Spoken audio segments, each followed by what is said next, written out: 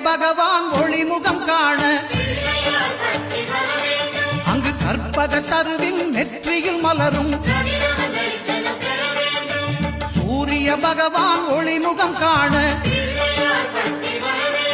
அங்கு கற்பக தருவின் நெற்றியில் மலரும் இருளை விலக்கி உலகை எழுப்பும் ஞாயிறு அங்கே குடியிருப்பான் அவன் ஆனை முகத்தனின் அடியவர் மனத்தில் ஒளியாய் வந்து கொலுவிருப்பான்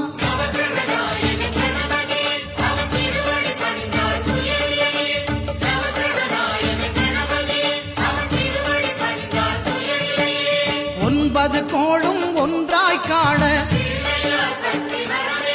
அங்கு கற்பகம் என்னும் கடவுளின் மெய்யில்